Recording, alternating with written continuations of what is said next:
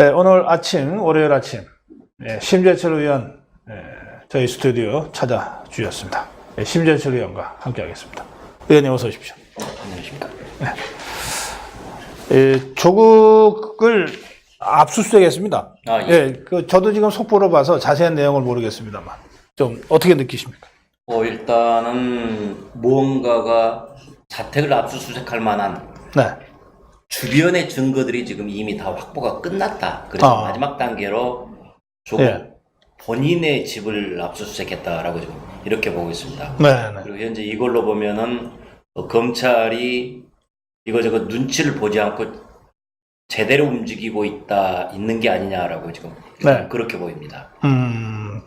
뭔가 하여튼 그 검찰이 제대로 수순 밟아서 수사하고 있는 것 같다. 예, 일단은 그렇게 보입니다. 그러니까 이 조국 덩어리가 크게 세 덩어리지 않습니까? 이 딸 대학 입시 부정 문제, 그다음에 웅동학원을 이용을 해서 재산 빼돌리는 문제, 그리고 사모펀드를 이용해서 역시 뭉칫돈 속여먹는 것. 크게 세 덩어리인데 이 각각에 대해서 주변 조사들 이 부분들이 거의 다 마무리됐다. 그리고 이제 마지막 방점을 찍는 걸로 조국 본인의 증거 부분, 그 다음에 진술 부분, 이 부분만이 남은 게 아니냐. 그래서 조국 집에 대해서 지금 압수수색 들어간 게 아닌가 이렇게 보입니다. 조국 집에 대한 압수수색까지 있었으니까 이제 그럼 휴대폰도 압수수색 할까요? 당연히 들어가겠죠. 그러나 현장에 있었는지 없었는지 모르겠습니다. 있었으면 당연히 내놓으라고 했을 텐데 없었던 경우에 휴대폰 내놔라 그랬을 때 주겠다 안 주겠다 아마 그건 잘 모르겠네요. 어쩔지. 알겠습니다. 이 검찰의 수사는 뭐 우리가 예단할 필요는 없는 것 같습니다. 일단 그동안 30여 군데 관련자들의 집과 사무실을 압수수색했던 검찰이 유독 조국의 집과 조국의 핸드폰은 압수수색하지 않아서 그동안 과연 수사 의지가 있는 것이냐에 대한 의혹도 제기되고 많은 비판도 있었습니다만 이제 조국의 집을 압수수색했으니까 핸드폰이라고 예외로 놔둘 일은 없을 것이고 그렇게 되면 이제 검찰이 조국과 전면전을 벌이고 있다. 일단 여기까지는 상황 정리가 되는 것 같습니다. 여러분들 그 문자 조금 보겠습니다. 역시 조국 압수수색 시작 이 문자가 아주 많이 올라옵니다. 오늘 2분 늦게 시작한 거 저희가 조금 생방송은 9시 30분에 정확하게 시작했는데 이게 여러분들한테 전달되는 데는 약간 좀 시차가 있었던 것 같습니다. 방송이 좀 늦게 뜬 것 같습니다. 예비 화면을 보내주세요. 시간 맞춰 들어오기 힘들어요. 1분 정도는 좋습니다. 그러셨는데요. 그리고 속보, 검찰, 조국 장관 방배동 압수수색.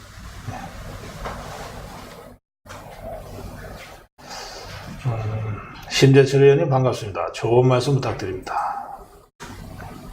늦어서 놀랐어요.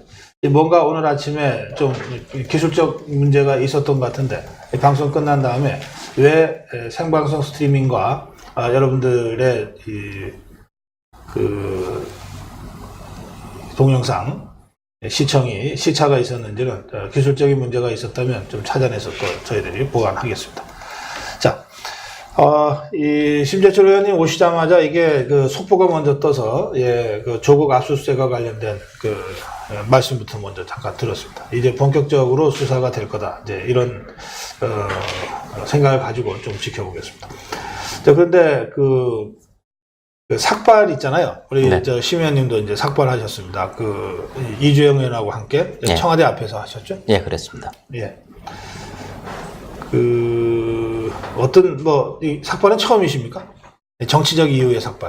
그렇습니다. 정치판에서는 처음입니다. 그러세요. 어떠셨습니까, 심경이? 저희들이 지금 야당으로서 투쟁을 해야 되는데 국회에서 아무리 얘기를 하고 보도자료 내고 언론에 회견하고 해봐도 도통 말을 듣지 않으니까 오죽 답답하니까 이제 마지막 남은 수단으로 지금 삭발까지 들어간 건데 그리고 그거를 황교안 당대표께서 지금 테이프를 끊어주셨고 저도 지금 그래서 이제 삭발을 해야 된다라고 지금 생각을 하고 있었고요. 네. 그래서 지금 이주영 부의장하고 같이 함께 한 겁니다. 그래서 제가 이주영 부의장한테 우리 다선들이 모범을 보이자, 그리고 전현직 국회 부의장으로서 후배들한테 당연히 먼저 해야 된다라고 제가 지금 말씀드리고 그래서 함께 지금 수요일 날 하게 된 겁니다. 아, 그렇군요.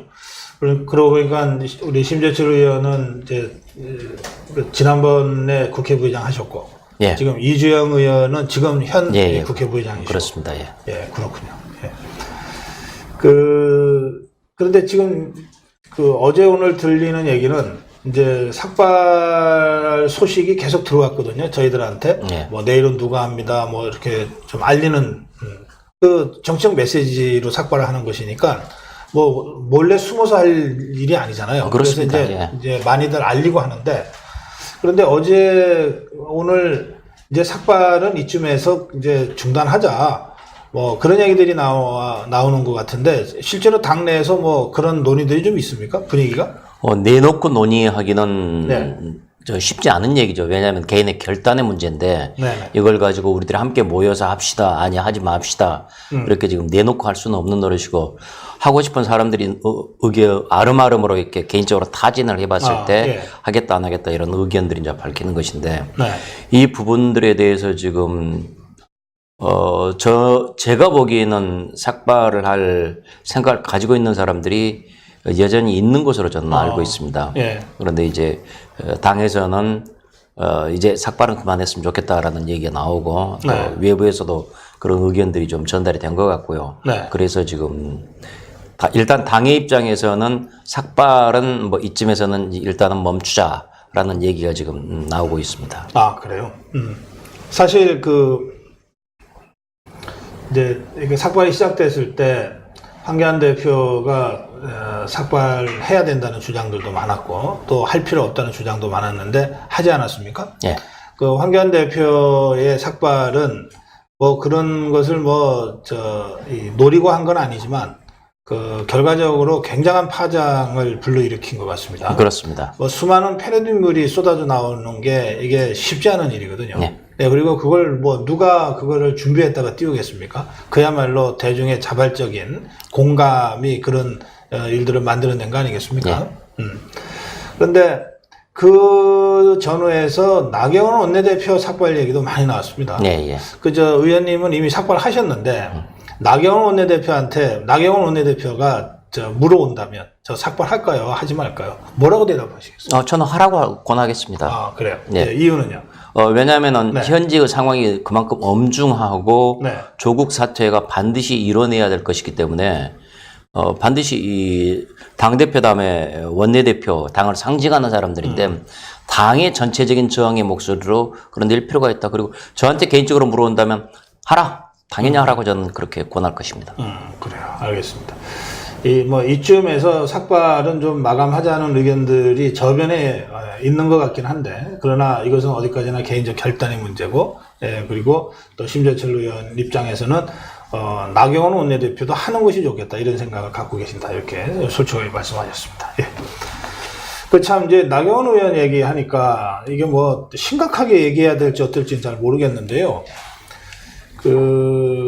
좌파들이 나경원 원내대표의 아들이 뭐 이중국적이다, 시민권, 미국 시민권 얻기 위해서 원정 출산했지 않았냐, 이런 식의 의혹을 마구잡이로 막 제기를 했어요.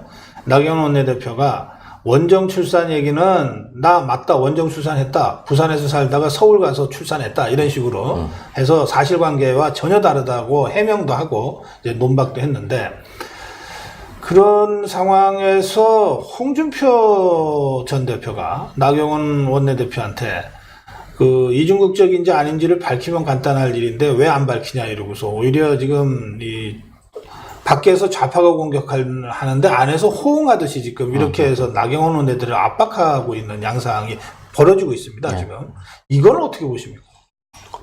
저는 지금 이중국적인지 아닌지 그 부분은 정확하게는 지금 내용 자체를 모르겠습니다. 지금 네. 얘기를 안 하고 있으니까. 그러나 이중국적 이 부분이 실제 사실관계가 어떤 것인지 그 부분 뭐 정확히 분명히 밝혀져야 되겠죠. 네. 그리고 그것과 관련해서 나경원 원내대표가 좋다.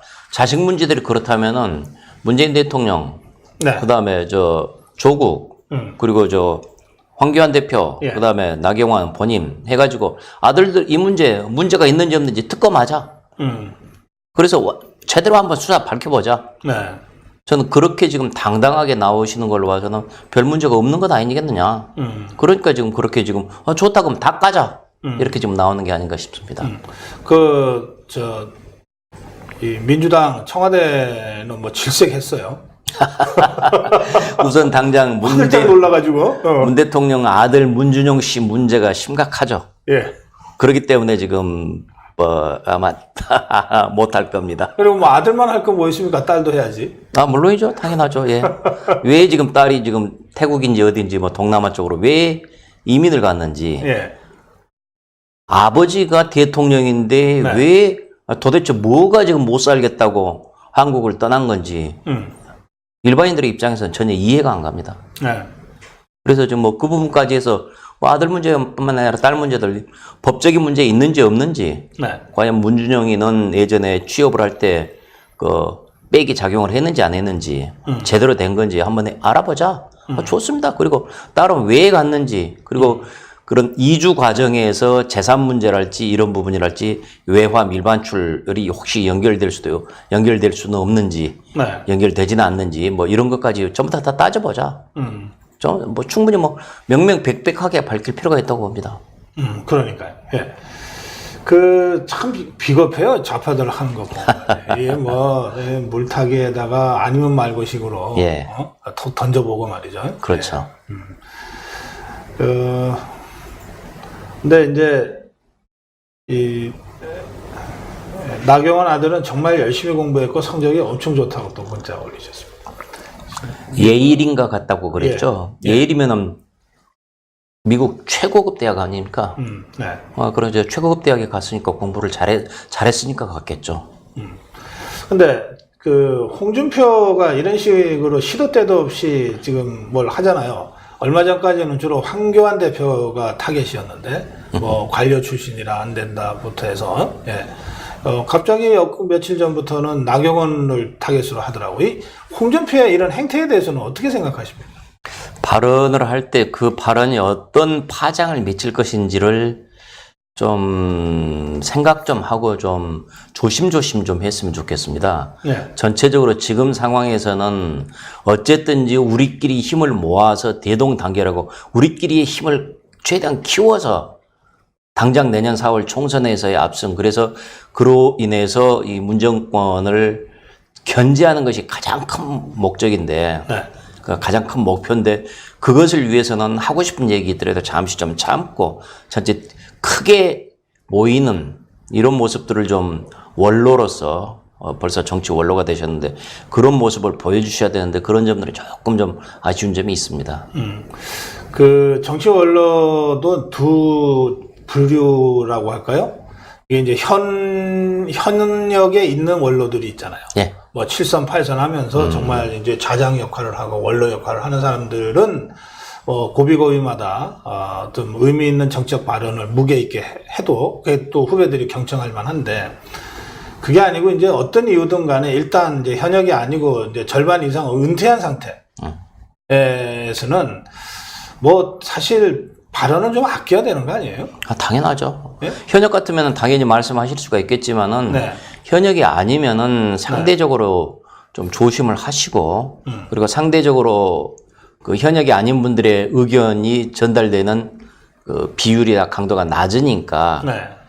혹시 그런지도 모르겠습니다. 그래서 원 외의 인사의 경우에는 발언의 강도를 훨씬 더 세게 해야만이 이게 전달이 된다라는 것 때문에 오히려 더 그렇게 일부러 세게 하는 건지 어쩐지는 모르겠습니다만 그러나 어쨌든지 지금 상황에서는 우리 보수 자유우파 인사들이 크게 뭉치는 것이 더 중요하고 그래서 이 좌파 정권들을 어떻게 하면은 저걸 저지시킬 것이냐 이게 중요한 것이기 때문에 네. 발언의 강도랄지 내용이랄지 이런 부분들은 좀 조절을 하는 게 지금 필요한 상황입니다. 글쎄 말입니다. 예. 하여튼 뭐 오늘 이 홍준표 관련 댓글이 엄청 많이 올라오고 있는데 뭐 제가 다 소개해 드리지는 않겠습니다.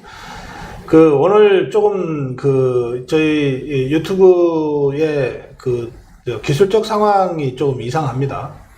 지금 시작할 때도 한 2분 이상 시차가 났다 그러고, 지금 17분 됐는데 아직 3,800명 밖에는 시청이 안 되고 있습니다. 보통 이 시각쯤 되면은 7,000명, 8,000명을 넘어서게 돼 있는데 지금 그렇습니다. 그래서 이게 전체적으로 지금 저희 유튜브 방송 환경, 고승구 TV 방송 환경에 뭔가 좀 심각한 방해가 있거나 아니면 심각한 오류가 있거나 뭐 그런 것 같습니다. 우리 스태프들이 좀 전반적으로 좀 체크해 주세요. 체크해 주시고 또 에이전트 회사에 또 좀 연락을 해서 뭔가 이게 정상적이지 않은데 이유가 뭔가, 이게 좌파들의 공격 때문인지 아니면 그냥 기술적인 문제 때문인지 확인 좀 해주시면 좋겠습니다. 자, 저는 계속 진행하겠습니다. 그리고 심재철 의원님 보도자료, 이게 국감을 앞두고 이제 막 각 의원들이 이제 중요한 이 보도들을 많이 하는데, 우리 심재철 의원님 보도자료 보니까 법인세 문제를 정면으로 다룬 보도자료가 있군요. 네. 예, 이게 워낙 중요한 문제인데 좀 내용 좀 설명 좀 해주시기 바랍니다. 정부에서 법인세를 인상하기 전에 법인세를 손대기 전에 의견을 물었었더니 네. 실제 담당했던 기재부 내부에서는 법인세를 인상하면 절대 안 된다. 네. 우리 기업 활동이 크게 위축이 된다라고 실제 담당자들이 해서는 안 된다라는 그런 내부 자료를 작성을 했던 것들이 이번에 지금 확인이 된 겁니다. 네, 예. 법인세 지금 이제 총선을 앞두고 저도 4.15 총선 핵심 이슈 관련해서 여러 차례 전문가들과 또 한국당 의원들과 토론을 해봤는데, 세 가지 세법 어떤 개정, 이거를 선거 공약으로 냅시다. 그런 의견들이 많았습니다. 예, 법인세이나 상속세이나 증여세이나 그런 여기에 더해서 이제 양도소득세 이나 또 종합소득세이나 뭐 이런 것들이 이제 추가로 붙습니다만, 이 전체적으로 이게 이 세법 조정을 하는 거는 결국은 이제 국가 재정 문제이기 때문에 이게 단순히 세금 줄이는 걸로만 고민할 게 아니라 전체 살림살이 속에서 세입과 세출을 같이 고민해야 되는 문제이긴 합니다만, 예, 그래도 일단 이 3법 인하 또는 5법 인하에 대해서는 어떤 입장이시죠? 네, 말씀하신 대로 지금 세율이 굉장히 높습니다. 특히 법인세랄지 상속세 같은 것들이 굉장히 높아서 원성이 많은데요. 이것은 지금 인하의 소지가 저는 충분하다고 봅니다. 그리고 인하했을 때 국가 재정에도 별 문제는 없다고 저는 보고 있습니다. 네. 저희 국회에서 정부에서 넘은 예산을 심의하면서 보면은 이런 것들은 별 필요가 없는 것 같은데라는 것들이 분명히 눈에 띄거든요. 네. 그래서 그런 부분들을 정리를 하면은 세수가 줄어들어도 아껴 쓰면 전혀 문제 없다라고 생각이 됩니다. 아무튼 아껴 쓰는 것과는 별도로 국민들한테, 기업들한테 부담을 주지 않기 위해서는 제일 먼저 법인세를 낮춰야 된다. 그래서 지금 기업을 살려야 된다. 현재 지금 그동안에 쭉 이명박 정권, 박근혜 정권을 통해서 법인세를 지금 쭉 낮춰 22%까지인가 낮췄는데, 그것을 다시 지금 이 문재인 정권에서 지금 24%, 25%로 지금 올려놓았는데, 이 부분 당연히 예전으로 낮춰야 됩니다. 그래서 기업들이 기업을 할 수 있게 해줘야 됩니다. 단 1%일지라도 그것이 연간으로 계산이 되기 때문에 꽤나 액수가 많습니다. 그럼요. 예. 그래서 지금 법인세는 당연히 지금 낮춰서 기업 활동을 장려해야 되는 것이고, 지금 오죽하면 기업들이 못 살겠다 아예 해외로 나가버리지 않습니까?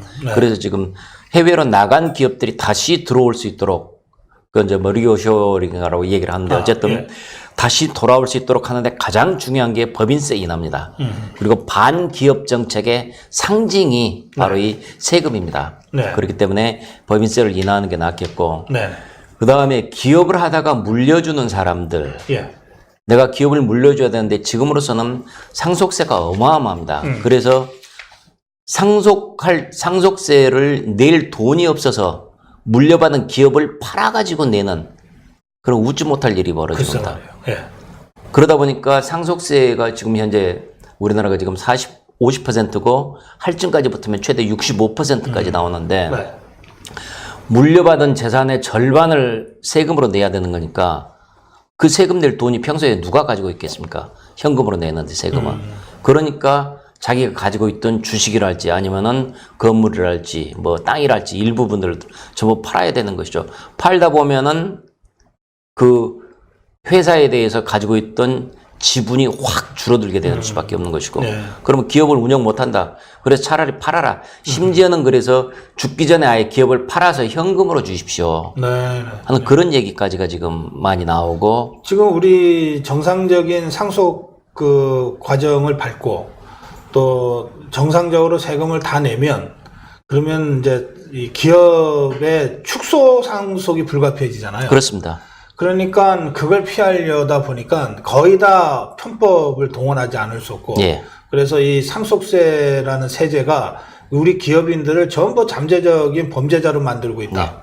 그게 현실 아닌가요? 그렇습니다. 예. 그래서 지금 상속세를 그대로 따르고 자식한테 물려주었다가는 기업이 남아나지 않습니다. 네. 그렇기 때문에 아예 팔아가지고 현금으로 줘버리는 이런 것이 현금으로 주면은 그게 이제 조금 현재 상속세보다는 조금 더 낫다라는 생각에서 이제 그렇게들 많이 하시는데 어쨌든 네.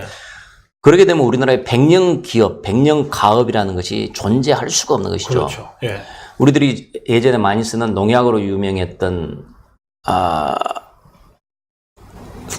갑자기 생각났는데 락앤락 우리들이 많이 쓰는 농우바이오 바로 그 회사들이 상속돼서 연속하지 못하고 기업주가 아예 넘어가 버렸습니다. 다른 사람으로. 예. 그래서 이제 그런 경우들이 부지기수인데 그래서 이런 부분도 네. 우리나라 상속세율은 전 세계적으로 가장 높습니다. 그래서 이런 부분들을 반드시 손을 봐야 되고 그리고 이제 법인세 상속세뿐만 아니라 증여세랄지 양도소득세랄지 네. 이런 부분들도 지나치게 높은 세금들 이런 것들을 전반적으로 세제 개혁을 해야 됩니다. 근데 이제 저희가 토론하면서 이제 한국당 의원들이 좀 어려움을 느끼는 대목을 제가 보니까 이게 맞는 방향이긴 한데 이거를 당에서 선거 공약이나 당론으로 주장을 하는 순간 재벌 옹호당으로 좌파들이 공격을 하게 될 가능성이 많고 네.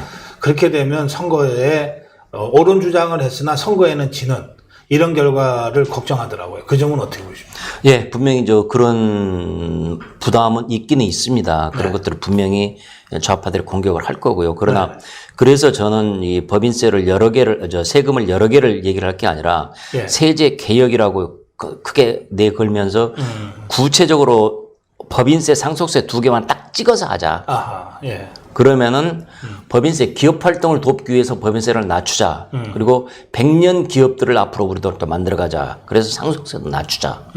이렇게 지금 주장을 한 바에는 부담이 조금 더 덜 거라고 저는 보고 있습니다. 그래서 두 가지로 포인트를 좁혀서 저는 총선 때 제시를 하고 공약으로 분명하게 저는 제시를 하는 게 낫다라는 그런 생각입니다. 실제로 최근 이 세계적 추세에서 보면 법인세를 인상한 나라가 여기 보도자료 보니까 나오는데 우리보다 훨씬 못한 후진국밖에 없습니다. 예, 그 두 나라인데요. 칠레하고 슬로베니아. 예.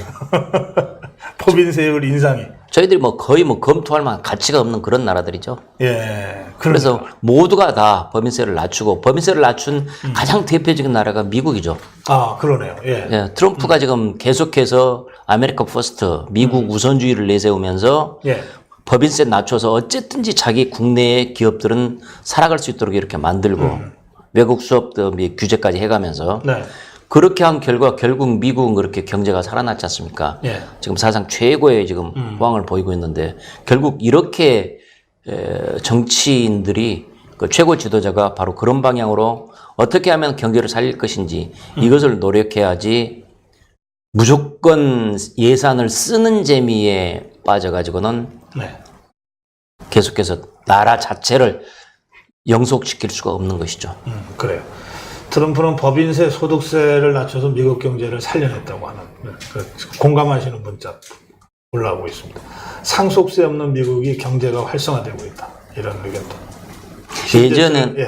예전에는 우리가 상속세가 공짜로 받는 게 잘못됐다. 그러니까 창업주가 정경유착을 해서 네. 공짜로 받았다. 그것을 받는 게 정당하냐라는 이제 바로 네. 이런 문제의식. 네. 그리고 예전에 사실상 정경유착이 분명히 있기도 있었습니다. 그래서 그런 예들이 있었으니까 그런 것들이 그런 논리가 먹히고 그랬지만은 네. 벌써 지금 3세로 지금 내려가서 지금 그렇죠. 상속을 하는 상황인데 네. 이제 그 문제는 더 이상 우리들에게 문제가 되지 않습니다. 따라서 이 부분은 분명히 정리하고 넘어가야 됩니다. 사실 선거공학적으로 불리해 보이는 그 법인세이나 상속세이나 근데 이 주장은 사실 대한민국 국민 모두가 잘 살자고 하는 거잖아요. 그렇습니다. 그 진정성이 전달이 된다면 저는 선거에서도 절대 불리하지 않을 거라고 생각합니다. 거기다가 혹시 소득세까지 조금 좀 덧붙이면은 예. 개인들이 자기들이 이익을 보는 거니까요. 그렇죠. 예. 그리고 소득세도 좀 낮출 소지가 충분히 있다고 봅니다. 네. 그래서 법인세, 상속세 플러스 개인 소득세까지 연결을 하면은 예. 저는 이 세제 개혁, 세금을 낮추겠다. 그래서 대한민국을 살리겠다라고 했을 때 반대하지는 못할 거라고 봅니다. 그렇죠. 그렇게 되면 이제 세금이 그러니까 총 세금이 꼭 줄어든다고 볼 수도 없죠. 왜냐하면 세율을 낮춰도 오히려 그것이 경제가 활성화돼서 그렇죠.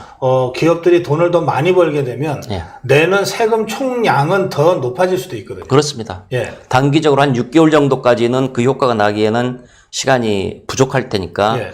그 사이에는 세금이 줄어들 수 있겠지만 연간으로 보면은 다시 또 이 반기업 정책이 뒤집어짐에 따라서 예. 말씀하신 대로 기업들이 활성화되면은 훨씬 더 총량이 늘어날 수도 있는 거죠. 그렇죠. 예. 자, 그리고요. 또 하나의 그 보도자료가 있는데, 이게, 기재부, 지금 이제 이 기재부 쪽 그 감독하는 국회 상임위 활동하시는가 봐요. 기획재정위원회에 있습니다. 기획재정위원회. 예, 기재부에서 청년 희망사다리 실태조사를 2019년 4월에 한 것을 지금 이제 보도자료로 뿌렸는데, 이건 어떤 내용입니까? 실제 청년들이 일어설 수 있도록 돈을 퍼부어 가지고 해줬는데 네. 그게 효과가 있느냐라고 따져봤는데 아하. 효과가 없다라는 게 아하.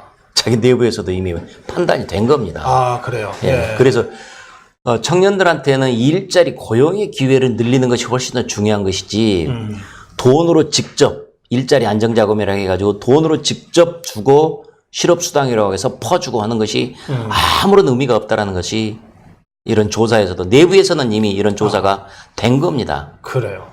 여기 보면 청년 취업자의 70%가 현재 일자리 만족 못한다 이렇게 대답을 했다는데 그러면 지금 취업하고 있는 청년들의 70%는 이게 별로 질이 안 좋아서 만족 못한다는 뜻 아니겠어요? 그렇습니다. 우선 급하니까 되는 대로 우선 찾아간 거지 결코 만족하지 못하는 것이죠. 예. 그럼 질 좋은 일자리는 누가 만들까? 이게 과연 국가가 세금으로 만들 수 있냐? 지속 가능한 질 좋은 일자리. 그 불가능하잖아요. 기업이 만들죠. 결국 기업이 만드는 거잖아요.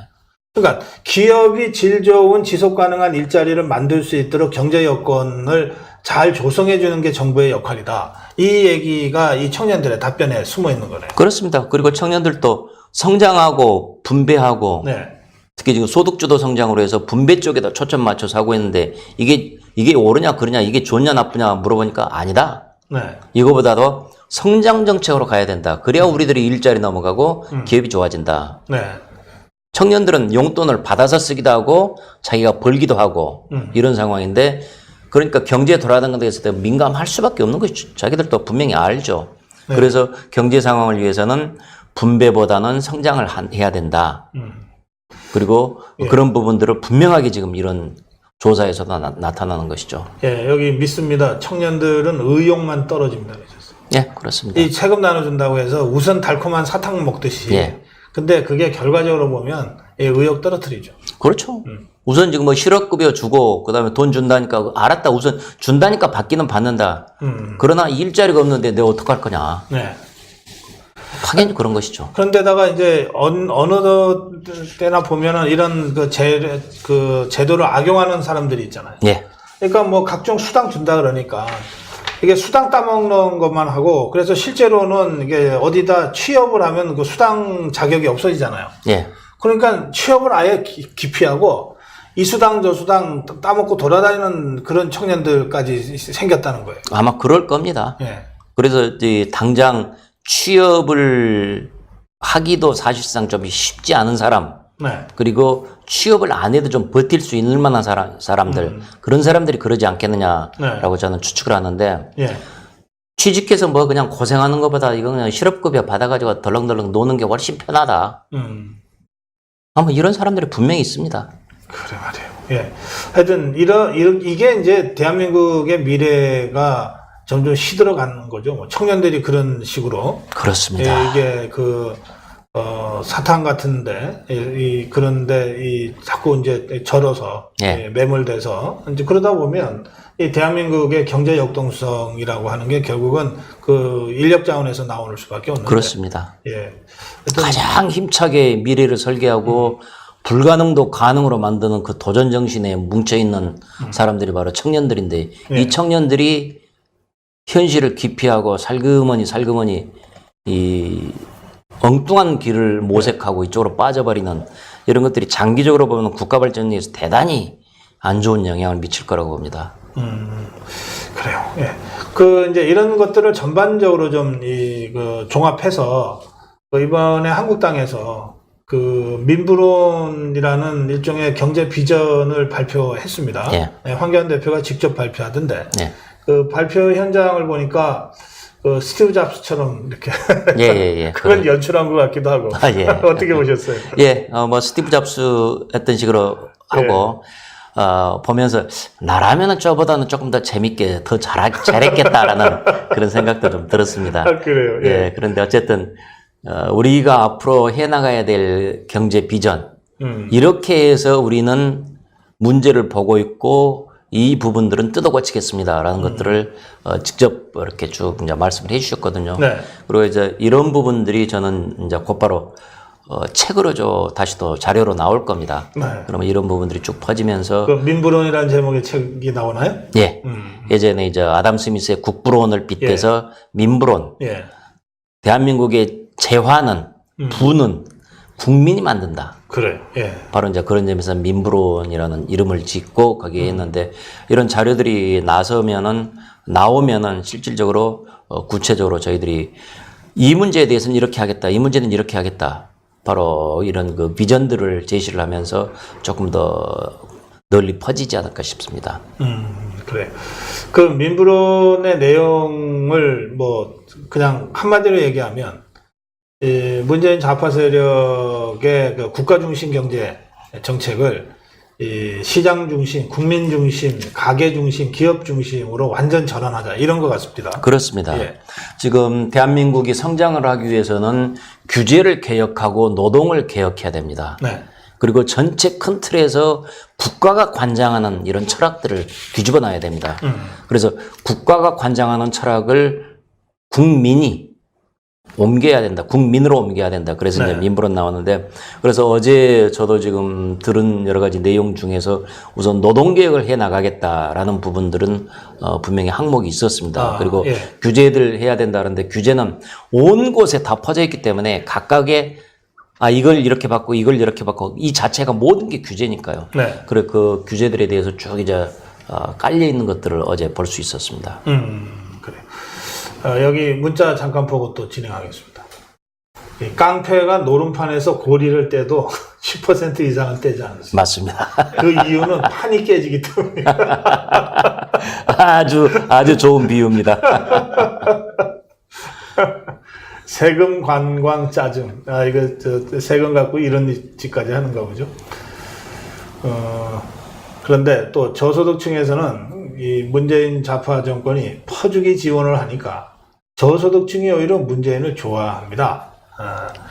실제로 이런 현상이 일부 있긴 있습니까? 있을 것입니다, 아마. 예. 왜냐하면 직접 당장 돈을 주니까요. 그리고 예전보다도 주는 돈 액수가 훨씬 더 늘었으니까요. 재정은 상관없고 무조건 퍼주는 것이죠. 그래서 그러다 보니까 돈 주는구나. 돈 준다는데 싫다는 사람은 없잖아요. 그렇기 때문에 내일은 어떻게 되든지 간에 그다음에 국가 살림 이런 건 나는 모르겠다. 우선 내가 받는 게 중요하다. 뭐 이러기 때문에 일부 좋아할 수도 있습니다. 이런 식으로 퍼주기 퍼퓰리즘으로 상대가 이제 나오면 대응하는 게 참 쉽진 않아요. 그렇습니다. 예. 그래서 우리도 같이 퍼주자고 할 수도 없고. 그렇습니다. 참 그래서 지금 그 대목이 이제 애로사항인데, 예. 그럼 이제 그 부분들은 좀 저희들이 정확하게 보고 뭐 지적을 하는 수밖에 없습니다. 지금 그래서 결국은 퍼주다가 망한 나라가 대표적으로 베네수엘라인데, 네. 그래서 퍼주다 망한다 뭐 이런 식으로 해서 좀 단순화시켜서 저희들이 대응을 하든지 어쩌든지 좀 그 부분은 정밀하게 해야 되겠습니다. 말씀하시니까 지금 이제 이 장면이 어제 그 황교안 대표가 그 민불원을 이제 그 설명하는 장면인데, 마침 그 자료 화면, 그 백에 있는 화면이 이 베네수엘라형 천민사회주의 이 대목을 설명하고 있는 거네요. 예. 예. 그러니까 자칫하면 이렇게 망한다 이런 말이죠. 그렇습니다. 그리고 베네수엘라가 왜 망했는지 자료도 아주 얇은 자료집도 저희들이 그 발간을 했습니다. 베네수엘라 리포트 위원회라고 해서 별도 위원회를 만들어 가지고 왜 베네수엘라가 망했고 베네수엘라가 망하는 과정에서 제도를 어떤 식으로 이 사람들이 바꿨는지 거기 보면은 각 국가기관을 장악하고 마지막 순간에 사법기관을 장악하고 그리고 그에 따라서 언론까지 당연히 장악되는 이런 현상들이 쭉 잘 나와 있더라고요. 그래요. 또 그런가 하면 황잡스 멋졌어요. 아, 황교안 대표 별명이 또 하나 늘은 모양. 황잡스. 그래. 근데 조금 전에 우리 심재철 의원 설명해 주신 민불원의 내용을 제가 보니까 이런 게 있습니다. 3대 목표가 있는데 1. 2030년 1인당 국민소득 5만 달러. 2030년이면 지금 11년 남았네요. 11년 남았네요. 지금 3만 달러니까 11년 후에 5만 달러. 그다음에 가구당 연간 소득 1억 원 달성. 가구당 연간 소득 1억 원 달성. 그리고 중산층 비율 70% 달성. 이 3대 목표를 내걸었습니다. 이 3대 목표가 어떤 의미가 있는 겁니까? 우리들의 비전을 좀 더 수량화시키겠다, 계량으로 구체화시키겠다. 그래서 국민들한테 우리들의 목표가 단지 꿈만은 아니다. 그리고 이런 정확한 우리는 설계도를 가지고 있다라는 것들을 나타내기 위해서 아마 이렇게 구체적인 숫자로 지금 말씀한 것 같습니다. 그래요. 그 5만 달러 시대, 그리고 1인 가구당 1억 소득. 가구당 1억 소득. 그렇죠? 예. 가구당 연간 소득 1억. 그다음에 중산층 비율 70%. 그러니까 가구당 1억이니까 보통 4인 가족으로 보거든요. 예. 그래서 4인 가족에서 부, 그다음에 남편, 아내 이렇게 되면 보면은 연봉 1억 사회. 그래서 중산층이 두터워지는 사회. 네. 이렇게 지금 만들겠다. 쉽게 하면 그 얘기 같습니다. 이 중산층이 지금 그 급속하게 그 하향 분해되고 있어서 다들 걱정이잖아요. 네, 그런데 이제 중산층을 다시 70%로 해서 그 다이아몬드형 또는 뭐 항아리형으로 이 중산층이 두툼해져야 예. 우리 사회가 안정적으로 발전할 수 그렇습니다. 있으니까 예. 그것을 이제 지향하고 있다 이런 말씀. 알겠습니다. 이 민불원이 그냥 뭐 선거 때 한번 내보는 그 공약집 정도로 좀 전락하지 않고 진짜 이 자유파가 그 구체적인 어떤 국가 경영의 목표로 그렇게 늘 좀 염두에 두고 외우고 또 그 설명하고 이런 살아있는 어떤 정책 목표가 됐으면 참 좋겠습니다.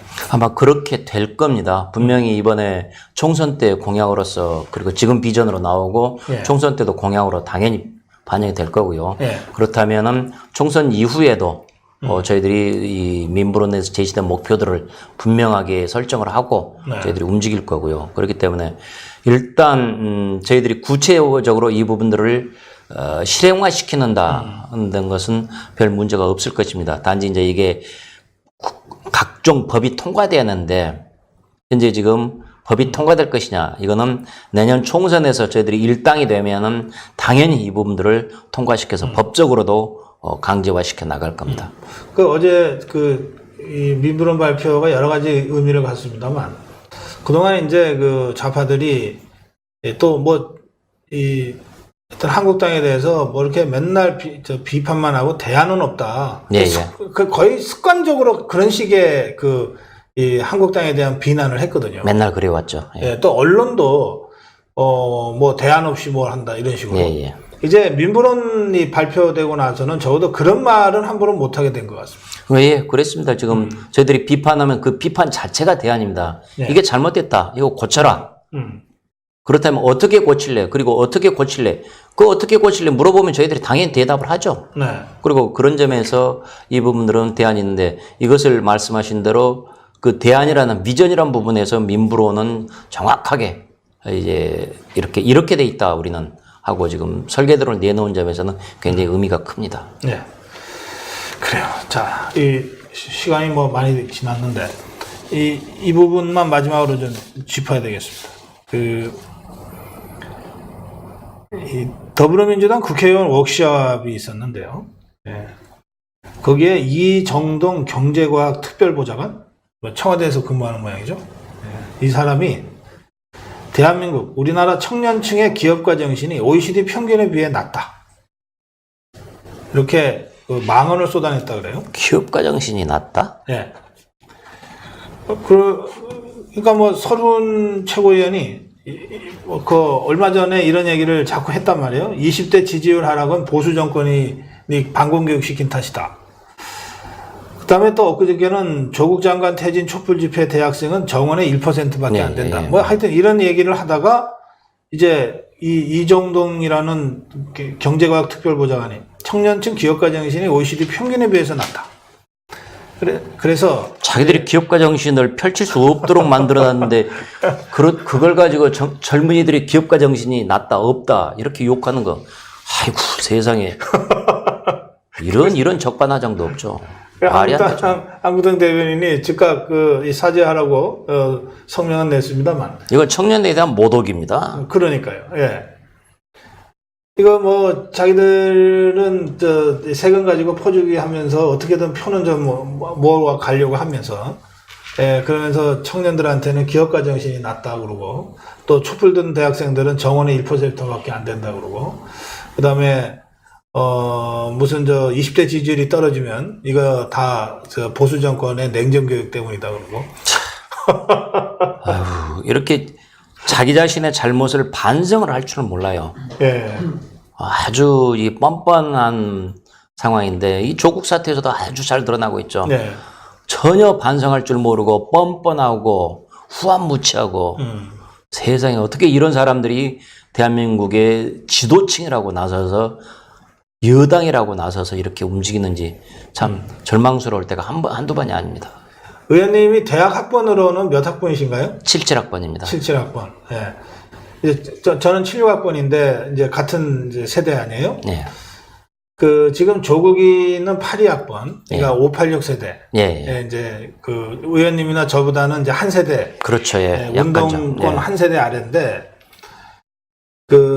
이 사람들이 유독 사실 별로 고생을 안 했어요. 그렇죠. 예. 뭐 감옥 간 사람이 별로 없어요. 네. 예, 권위주의 시대 때 586 세대가 성장하던 때는 대한민국 경제가 그러니까 지금 80년대 후반이죠. 예. 이쪽인데 경제가 굉장히 좋았죠. 그래서 그렇습니다. 일자리 잡는데 전혀 걱정도 없었고. 전두환 정권 후반기부터 노태우 정권 때까지. 그렇습니다. 활황기. 예. 예. 그리고 87년에 민주화되고 그래서 네. 전체 사회 분위기도 굉장히 87년 당정으로 좋아지고 사회 분위기도 좋고 경제 상황도 어려운 거 없고 그래서 사실상 젊은 시절에 고생을 잘 안 해봤죠. 웬만한 걸로는 감옥에 경찰서에도 안 잡아갔어요. 그럼요. 예. 예. 80년 이후에는 그러니까 83년도부터인가 학원 자유로 조치가 시행돼 가지고 예. 거의 잡아가지는 않았죠. 그러니까요. 그럼 이제 임종석이처럼 정말 북한에 임수경위를 보냈으니까 이제 국가보안법으로 잡아간 거고. 그렇습니다. 또 산업행처럼 폭력혁명으로 사회주의를 건설하겠다 그러니까 이거 잡아간 예. 거지. 웬만한 민주주의 운동에서는 잡아갈 일이 없었거든요. 집시법은 거의 적용이 안 됐습니다. 그게 이제 586 세대인데. 그렇습니다. 친구들이 유난히 이른바 운동 경력을 훈장처럼 달고 지금껏 정치도 하고 뭐도 하고 그러는 것 같죠. 민주당에서 20년 전에 사람들을 충원을 할 때 그때 이제 30대 후반 네. 이런 상황에서 그때 이제 충원을 하면서 아주 좋은 상품이다라고 이렇게 생각을 했었죠. 네. 그러나 이런 것들이 시대가 지나면서 이제 사실이 아니라는 것들이 분명히 밝혀지고 있고 지금 상황에서는 이제 586 세대가 50대 이제 이렇게 후반으로 접어들면서 이제 우리나라의 중추 세력인 것처럼 예. 이렇게 지금 자리 잡고 있는데 대한민국에 발전돼 오면서 이 잘못된 것들이 하나씩 제대로 드러난 것이죠. 가장 대표적인 게 이번에 조국이죠. 예. 586 세대가 나만 옳다. 나는 민주화 세대니까 모든 것이 다 양해가 된다라는 이런 독선들. 글쎄 말이에요. 예. 이런 부분들이 이번에 분명하게 586 세대들이 세대의 이런 그 586 세대의 세례를 받고 나온 사람들이 문제 있다는 것들이 이번 드러난 거죠. 그러니까요. 이게 뭐 조국이도 그렇고 저 지금 교육부 장관하는 유은혜 예. 청문회 때 보면 그렇습니다. 그 무슨 저 종교기관에다가 저 위장 전입했는데 왜 거기다 했냐 그랬더니 뭐 민주화 운동 하느라고 뭐 애 관리를 잘 못해서 어쩌고 이러고 그냥 넘어가더라고. 예. 그러니까 아니 민주화 운동이라는 게 무슨 그런 면죄부 쓰려고 무슨 저 하는 것도 아닌데 이 사람들을 보면 말이에요. 정말 이게 후한무치해서. 그러니까 참 위장전입은 위장전이고 민주화운동은 민주화운동이죠. 예. 그래서 민주화운동 때문에 위장전이 뭐 어쩔 수 없이 했습니다. 그러나 죄송합니다. 이렇게 말했으면 좋겠어요. 근데 그것도 아니고 뻔뻔스럽게 민주화운동 그게 무슨 잘못입니까? 세상에 이런 얼굴 두꺼운 사람들 참 흔히 하는 말로 낯가죽이 두껍다고 그러죠. 그러니까. 후한무치 이럴 수는 없습니다. 참 하여튼 우리 심재철 의원님 이제 운동하실 때 민주화 운동할 때 뭐 유시민이랑 얽혔던 문제 이런 것들 가지고 또 SNS상 공방이 많았잖아요. 예. 그건 어떻게 정리됐습니까? 이제 끝났습니까? 지금으로선 일단 뭐 정지 상태에 들어가 있죠. 그래서 당시에 이제 유시민이가 예. 자기가 운동하면서 하도 뭐 잘났다라고 얘기를 하던데 그래서 나는 뭐 수사기관에 들어가서 내 문장 실력이 있다는 것을 그때 발견하는 계기가 됐다라고 전혀 말도 되지 않는 엉뚱한 소리를 내세우길래 그러면 자술서를 엄청 많이 썼다는 뜻이네. 그럼요. 100페이지가 넘었으니까요.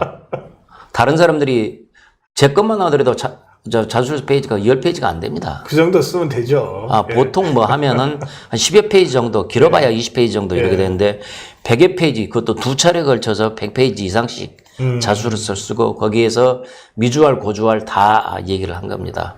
사람들. 그래서 자기는 아주 떳떳했다라고 얘기를 하는데 미주알, 고주알 다 얘기를 해놓으니까 그것이 결국은 다른 사람한테 네. 근거가 되는 것이죠. 그렇죠. 예. 그래가지고 너 이랬지 않느냐라고 혼이 나게 되는데 그래서 아주 그런 잘못된 그 행동들을 보였길래 제가 이제 그때 문제를 했던 거죠. 뭐 하도 옛날 일이긴 합니다만은 이제 의원님이나 저는 이제 민주화 운동할 때 선배들한테 받는 교육 중에 하나가 뭐 하여튼 알지 마라. 예, 예. 알려고 하지 말라는 거야. 그렇죠. 예. 이게 호기심 많은 사람은 민주화 운동 하지 말라 그랬어요. 심지어는 이 선배들이 예? 네가 하는 행동만 네가 책임 있게 하면 되지. 너 이외에는 알려고 하지 마라. 그래서 예. 저도 친구들의 전화번호를 적지를 않았습니다. 그럼요. 예. 그리고 뭐 일정 같은 거를 적어놓지를 않았습니다. 수첩 자체가 없었잖아요. 예. 예.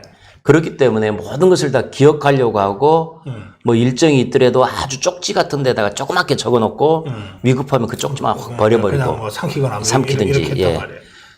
그런 세대였죠. 그러니까 그렇기 때문에 이제 사실 사건하고는 아무 관계가 없는 거라도 뭐 상세하게 설명을 하면 어떻게 되냐면 뭐 학교 앞에 무슨 커피숍에 무슨 그림이 걸려 있는 그 커피숍에서 내가 커피를 마셨다 그러면 그 다방에 그 카페에 그림이 걸려 있는 거는 사건하고 아무 관계 없지만 다른 사람을 수사할 때 그 수사관이 야, 그 꽃그림 그려져 있는 그 카페에서 만났다며 라고 하는 순간 그러면, 얘가 다 그렇구나가 되거든. 그렇죠. 그러면 이제 발뺌하기가 어려워지는 예, 거예요. 예. 근데 그런 것까지를 다 수사관들이 이제 노리고 자꾸 쓰라 그러거든. 그렇습니다. 네가 사건과 관계없는 거라도 써. 그렇죠. 하여튼 써봐. 뭐든지 써. 이러거든. 그걸 100페이지를 썼다는 거 아니에요. 2번씩이나. 예, 나 그렇습니다. 참. 그 사람은 도대체 누구한테 운동을 배웠길래 그렇게 했나. 글쎄 말입니다. 참. 예, 선배들 절대 그렇게 안 가르쳐요. 그러니까요. 제대로 운동한 사람. 예, 예. 알겠습니다. 예. 이게 다 따지다 보면 또 옛날 여러 가지 어려웠던 시절에 한때는 그래도 동지적 관계였던 사람에 대한 얘기이기 때문에 우리 심재철 의원님 그게 굉장히 마음이 불편할 수밖에 없습니다. 예, 그럼에도 불구하고 이게 실체적 진실은 진실대로 있어야 되는 거니까 예, 그래서 지금은 중단했지만 그 유시민이가 더 이상 아마 이 확전을 원치 않아서 지금 가만히 계신 것 같은데 언제 어떤 상황에서든 과연 진실이 뭐냐? 그렇다면 언제든지 발언하겠다. 제가 우리 심재철 의원님 마음을 제가 그렇게 이해합니다. 예. 예, 짧게 우리 시청자들께 오랜만에 나오셨으니까 우리 여기 방송국 바뀌고 처음이잖아요. 예, 그렇습니다. 괜찮죠? 예, 아주 좋아졌습니다. 예. 예, 마무리 인사 말씀 부탁합니다. 예, 우리 고성국 TV를 애청해 주시는 시청자 여러분 대단히 반갑습니다. 바로 여러분들의 호응과 시청이 있기 때문에 대한민국의 민주주의가 조금씩 자라나고 있습니다. 이 좌파 정부의 잘못을 견제하는 데는 바로 여러분들의 시청, 응원이 큰 힘이 되고 있습니다. 이 고성국 TV를 통해서 문제의 본질을 정확하게 직시하고 그리고 그에 따라서 좌파가 이런 점들이 잘못됐구나라는 것들을 확인하는 아주 좋은 계기가 되리라고 생각을 합니다. 여러분들의 조그만 활동 하나하나가 앞으로도 대한민국의 민주주의를 발전시키고 우리나라가 올바르게 가는데 커다란 밑거름이 될 것입니다. 여러분들께서도 앞으로 고성국 TV 잘 시청해 주시고 애용해 주시고 많이 밀어주시기 바랍니다. 고맙습니다. 예, 우리 심재철 의원과의 대담은 여기서 마무리하겠습니다. 고맙습니다. 네, 감사합니다.